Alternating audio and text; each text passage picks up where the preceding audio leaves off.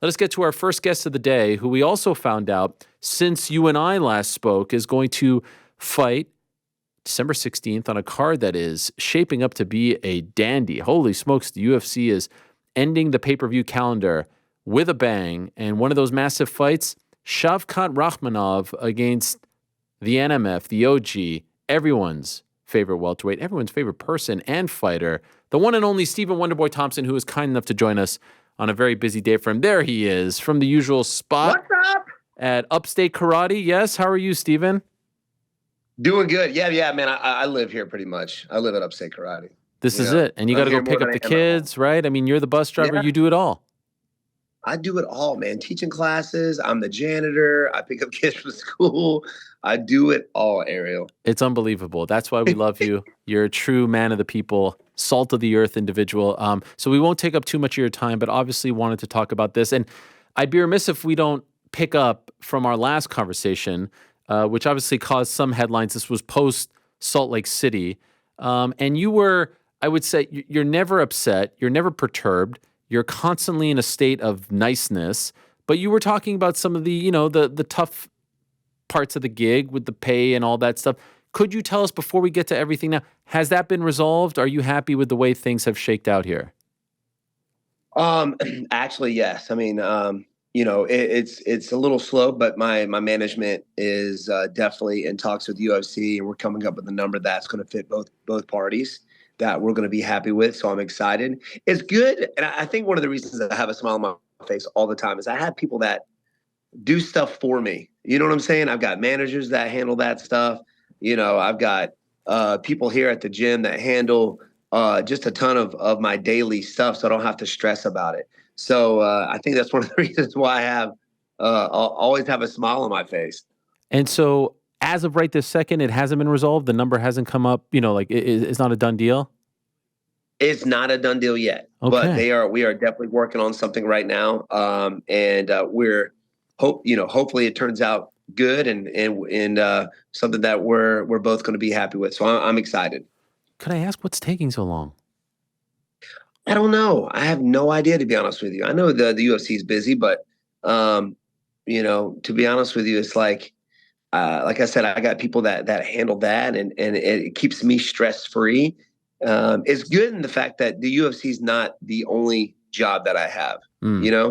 If it was, I think I would be pretty upset of why it's taken so long. But I've got stuff here that I worry about. I got another job, which is my true job. I like to fight for the fun of it, for the honor and the glory, and that's just kind of a bonus for me. So I guess that's one of the reasons why it really hasn't, affected me that much. You seem like a guy who doesn't like drama. You don't like confrontation. You don't want to be in the headlines for these reasons. So when it comes to the point where people are asking Dana White about it and he's talking about it, and I'm sure you've seen all this stuff, does that all make you uncomfortable? Not at all, man. Not at all. I mean, I understand that he's got to run a business. And, it's stressful, and I understand that, but no, it doesn't bother me one bit, Ariel. Okay. So there wasn't a point where you reached out to me like, hey, let me just talk to you. Let me tell you where I was coming from here, why I felt this way, why I didn't take the fight, all that. And maybe you guys come to an agreement without other people involved, or did that not happen? No, that didn't happen. Actually, I tried to do that. We did that after the Darren Till fight. We went to Dana and had a chat with him. We weren't really happy with how the whole situation went down, but we ended up leaving both happy. But it never really came up this time. Never had the chance to really talk to him. And like I said, he's got people that work on it on that end. I got people that work on it on my end, and we're going to come up with something that makes us both happy. And yeah, man, that's how it's been going down. Okay. It's good to be in that position. Did you consider a fight in August or September? Was that ever something that you thought about seriously? No, man, because, I was supposed to fight in June to begin with. Okay. So I started my camp in April, preparing for Pereira and who was it? Yeah, Pereira. And so they postponed it to July. So I've been in camp since April. And it had come up. They wanted me to fight in August or September. I'm like, no.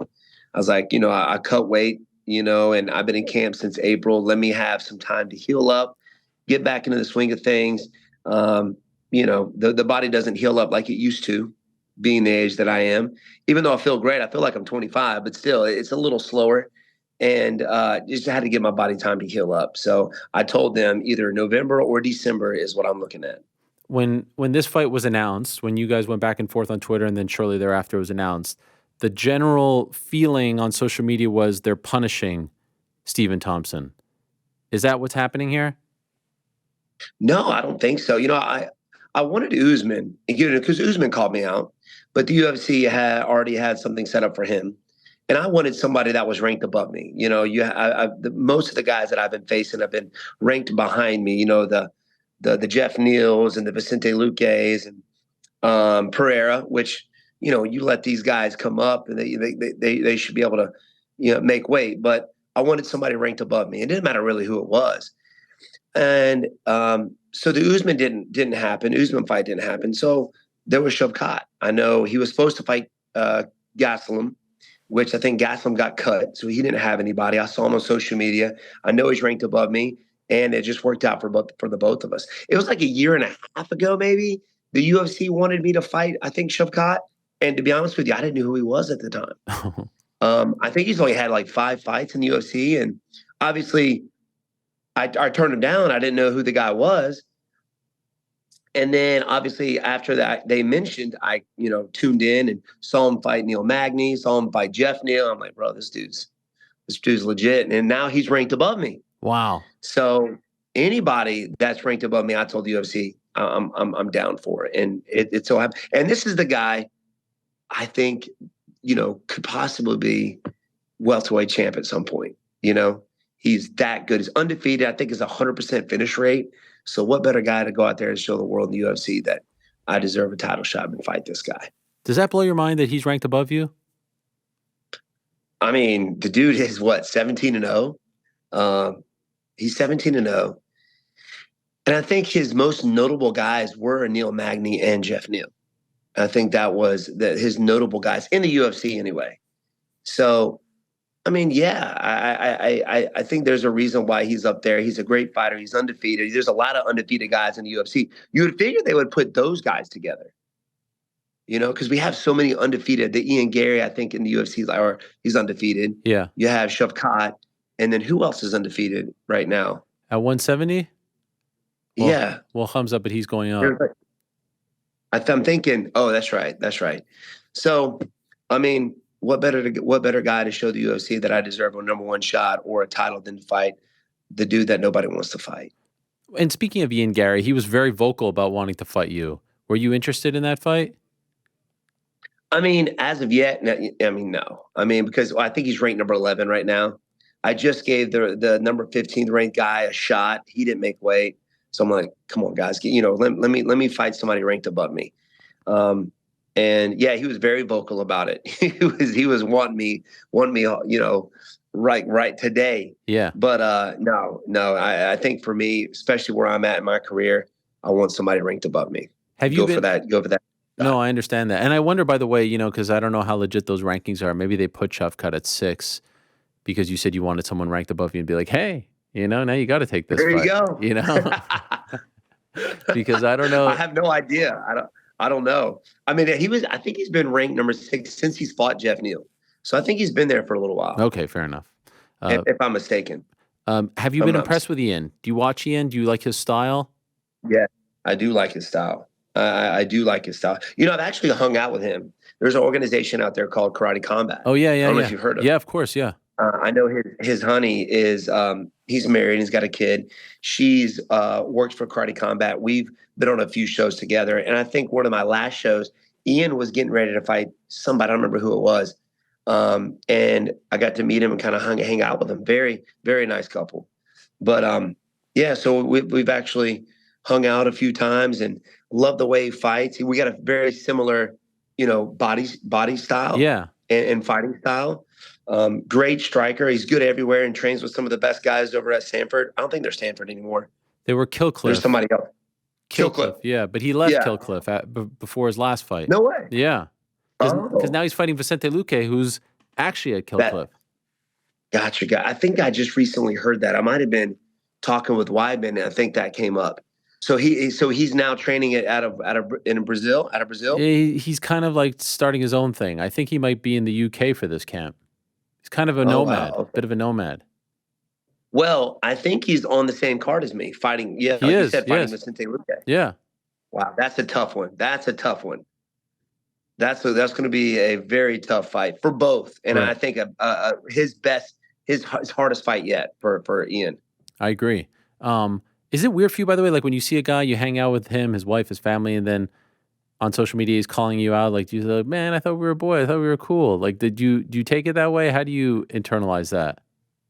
No, it's a business, and everybody's trying to work their way up. So it's understandable for a young guy like that to call the old vet out, and I understand why they do it. Everybody's looking for the title. Everybody's wanting to work their way up, and in order to do that, they got to get through me or guys like me. It brings me back to the day when I fought Rory McDonald, Mm. because we trained together at TriStar, with GSP and those guys, and we were friends, and I was kind of doing the same thing. He was ranked number one, and I wanted to work my way up, and he was the guy that I had to face. And yeah, it doesn't bother me at all. I like it would be if I didn't understand the business, if I didn't understand what you have to do to get yourself up there, and that's what it takes. It takes you calling somebody out to get it and to get the fans behind it. So the way you call somebody out makes a difference as well. So it's interesting because I saw you getting a lot of praise. Like, man, no one wants to fight Shavkat, and here you are, obviously up there, but on a roll, looking good. You have a run left in you, and it's like, wow, look at this guy fighting Shavkat. But then there's other people, and I'm in that camp as well. It's like, I love watching Wonderboy fight, and we know what your strengths are. We know what your background is. I don't want to see him get wrestled. I don't want to see you get pinned to the ground. Like, I want to see you go out there. That's why I love the Ian Garry fight from a stylistic standpoint, right? And so, is there any part of you that like these are hard fights to get up for? They're a challenge, but you know that he's going to try to wrestle you and try to take you down and expose that Achilles heel. Does that not interest you as much as a fight that is a primarily striker versus striker matchup? I mean, I think that would be a very exciting fight with a guy with a similar style as me and a striker. But in order for me to be able to face those guys at the top, to be able to face the Leon Edwards, the Kamaru Usmans, and I want to be the best MMA fighter I can. And everybody sees the fights that I had with, Gilbert Burns and Bilal Muhammad. And to be honest with you, that was the first time that I have ever had anybody beat me that way. Mm-hmm. Just taking me down and holding me there and winning fights that way. So I had to go back and kind of rethink things, and it's my goal to be at the top and be the best MMA fighter I can. So there's been a lot that I've worked on, and to be able to fight somebody like Shavkat, now's the time to show people that I can handle those type of fighters as well. So, yeah, man, this is it for me. I got a small run for that title, and possibly the last one. I know everybody's calling me out because I'm 40, but I feel fine. I feel great. I don't feel 40 years old. Mm-hmm. And in this game, that's old, right? And I think it came up my last fight. I was the oldest guy on the card. Wow. Yeah, and I was like, I don't know why that's a thing, because I know older people who are phenomenal fighters. I mean, look at Glover Teixeira. He was what, 42 or 41 when he got it, and still crushing. He was awesome. So, I'm here for the veterans, man. Us veterans can still go out there and break it down. Is there an age that you don't want to go past? At this point, no. I mean, as long as I'm healthy and I'm not taking too much punishment, I'm going to do this as long as my body will let me. Or like I think I've mentioned before, when my dad says I'm done.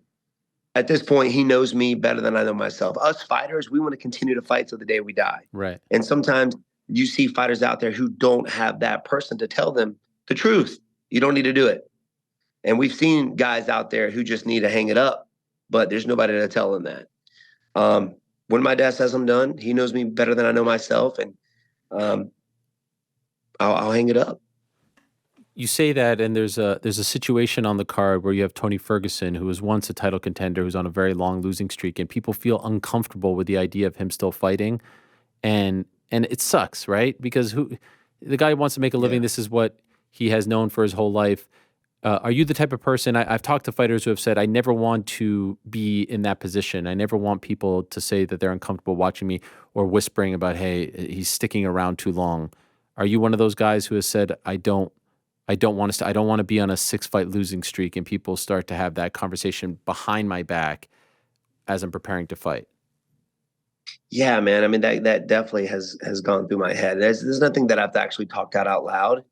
I don't like to, say it out loud, but I've thought it. I don't want to be that guy that people are like, bro, why is he even out there Right. right now? He's taking too much punishment.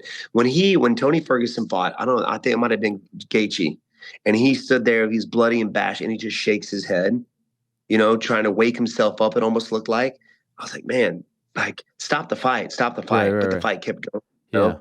At that point, in my head, I was like, I don't like to see guys who have been at the top of the game, who've been legends of the game, take punishment. BJ Penn was one of them. He was at the pinnacle, and every fight that he took after that he lost, it I don't know, it made him lesser of a legend. I think. Yeah. If he would have stopped at the top when he first did, I think that's all he didn't have to come back. Fedor too, right? Fedor lost a bunch. He was getting knocked Yeah, out, and it changes the way yeah, people view you, and it changes your legacy. right. And the way they go out there, like you said, he's getting knocked out left and right. Like what that does to people later on. That that's permanent damage right there. Hmm. Even maybe slowly bits at a time, but I don't like to see people take that kind of punishment and then be able to see that in their, later on, even after their career, how it has affected them. It's crazy So to yeah, I think don't that like. your last fight, by the time this fight happens, will be over a year ago, right? December I know, 16th. almost exactly. Yes, December 16th, December 3rd, but you weren't injured this year. Bad luck in July, right? And so is there a part of you that feels like, man, father time undefeated, I got to get active here. I'm coming off a huge win, and I just kind of had to sit around for a year and sit on that Kevin Holland fight. Yeah, man. With the after the Kevin Holland, I ended up breaking my hand. Obviously, had to get time for that to heal up. But yeah, I was supposed to fight in Vancouver, right? Yeah. That got postponed. I was wondering why that I never got a contract leading up to that fight, because it just kept getting closer and closer and closer. And they postponed it to Utah. And then that Yeah. ends up not happening.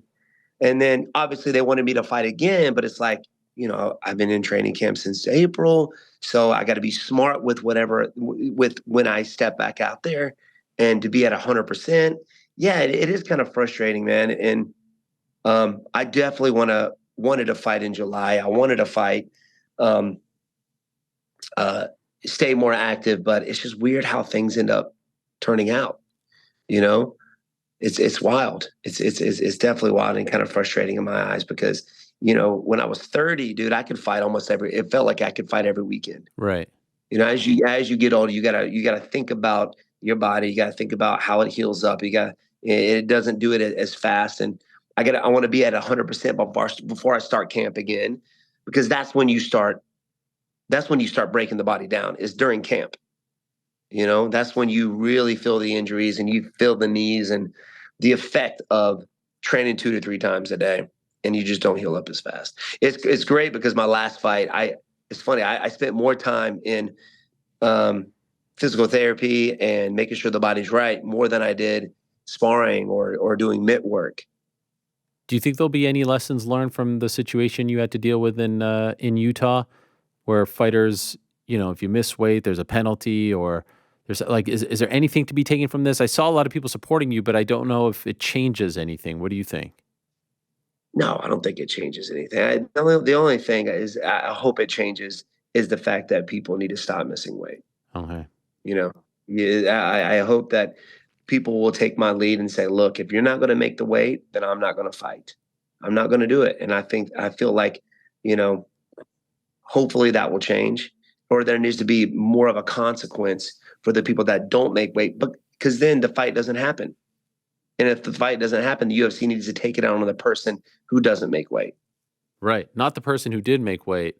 There should be something in the contract that says you get paid at least something if you make weight, right? So you don't have to deal with this for the last 2 months. Yeah. I mean, for everybody, I think there definitely needs to be more consequences of the guy that doesn't make the weight, because everybody wants to see the fight. UFC wants the fights to happen, but the fans have got to understand as well that it's not the same playing field whenever they don't suffer with you. Yeah. And people think, oh, it's just 3 pounds. What's the big deal? But it's right. Those 3 pounds are. Yeah. I mean, think about it like this. I mean, my brother Tony went through a weight cut, and he had, he wasn't already sunk down like most fighters are. I spent 3 to 4 hours cutting weight. My eyes are sunk in the back of my head. My kidneys are hurting. My voice has changed. It's hard to stand up. I get dizzy. I go and step on the scale with nothing on. I don't even care who's around. I'm buck naked on the scale, and you're so miserable. You don't care who is in the room with you. Right. And I'm naked, trying to stay on the scale, trying to make weight, and you still have 4 pounds to go. And it's like, I feel like death right now. Are you kidding me? I still have 4 more pounds to go. That's got to be the worst feeling, right? Just pick up a 4-pound weight. Yeah. Imagine that in water. And how much water that is in your body that you still have to lose. And man, and it's like, bro, I got to put this stuff back on and keep going. That's the hardest. I can get to 170 easy. It's those last 4 pounds that are the most difficult. And then you got to fight the next day in a cage against another human being. It's the craziest thing. Yeah. It's the craziest thing that you guys do. 2 last quick ones, if I could. Main event that night is in your weight class. Just curious, who do you like, Leon or Colby? I like Leon. Colby Covington, we saw what happened with Colby Covington and Usman, right? Of course, Colby Covington is not coming off of a severe knockout from this guy. But if you look back at the fight, it's going to be, I feel like Leon Edwards is the bigger welterweight. Mm-hmm. I feel like the fight is going to stay standing. I think his takedown defense, even Usman couldn't hold him down. He got right back up. And the first fight, Leon took him down, something that Colby couldn't do. Had very difficult, much difficulty doing. Leon's definitely the better striker. The only thing that I think Colby has is the cardio. If he stays in his face and stays relentless, but that's very dangerous. Somebody like Leon, because he can throw. He is very dangerous from the very beginning all the way to the very end of that fight, as we saw the very first time. He's just as dangerous as he is in the last as he is in the first round, and that's scary. I think he's going to keep the fight standing. I think he's going to win the fight standing up. He's definitely the better striker. How does your fight play out? Oh man, Shavkat. Number one, like I said, defend the takedown, keep the fight standing. He's a very dangerous striker. I feel like it's kind of fairly basic when it comes to the striking. It doesn't change a whole lot. But where I feel like he's going to win the fight is going to be getting me to the ground. Mm-hmm. And even with Kevin Holland, he's not the type of guy to shoot on you. He waits for guys to shoot on him and finishes guys. What was he doing the last 3 to 4 rounds? He was shooting it on me. He was trying to get me down. And I feel like that's where it's going to go. He's going to be trying to shoot, trying to get me to the floor, try to get me to the ground, or at least look for a guillotine or darce. He's got that 77-inch reach, very long arms, which guys like him are really good at the guillotines and the darces, the anaconda chokes. So I feel like that's where he's going to try to get me. So my goal, obviously, keep the fight standing and pick him apart. It will be fascinating theater. It always is when you fight, Stephen. It's always a pleasure to talk to you. I'm happy you got the fight before the year was out on a very big card, and I'm encouraged to hear that this will all be fixed, your whole situation in Salt Lake City, and the offer still stands. If you need a fixer, if you need someone to come in to close the deal, you got my number, all right? You're the man, Ariel. I appreciate you, buddy. Thank you, sir. All the best to you. Thank you so much, as always. There he is. You got it. The great Stephen Wonderboy Thompson.